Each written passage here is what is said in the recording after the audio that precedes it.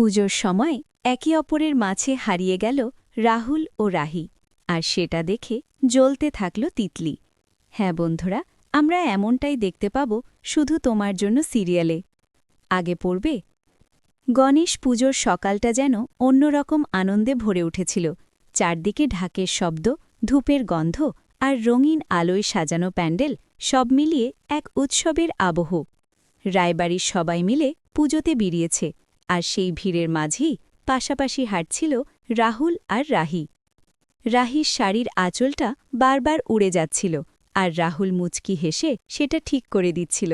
ছোট ছোট এই মুহূর্তগুলোতেই যেন তাদের চোখে মুখে ফুটে উঠছিল এক অদ্ভুত টান। প্যান্ডেলের ভেতরে ঢুকে দুজন একসঙ্গে হাত জোর করে প্রার্থনা করল। ভিড় বাড়তে থাকায় কখন যে তারা বাকিদের থেকে আলাদা হয়ে গেল তা তারা নিজেরাও বুঝতে পারল না। একটা শান্ত কোণায় এসে দাঁড়াল তারা। চারপাশে আলো ঝলমাল করছে, কিন্তু তাদের চোখে যেন শুধু একে অপরই। রাহুল ধীরে বলল, এভাবে পাশে থাকলে সবকিছু সহজ লাগে। রাহি লাজুক হেসে নিচের দিকে তাকাল। মুহূর্তটা যেন থেমে গেল, শুধু তাদের নীরবতা আর মনের কথা। দূর থেকে সবকিছু দেখছিল তিতলি, তার চোখে স্পষ্ট রাগ আর অভিমান।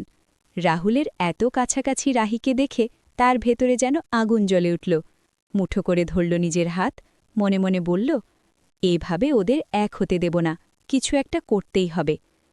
এদিকে রাহুল আর রাহি কিছুই বুঝতে পারছে না, তারা তখনও নিজেদের ছোট্ট দুনিয়ায় হারিয়ে। আর ঠিক তখনই উৎসবের আনন্দের আড়ালে শুরু হলো এক নতুন ঝড়ের ইঙ্গিত।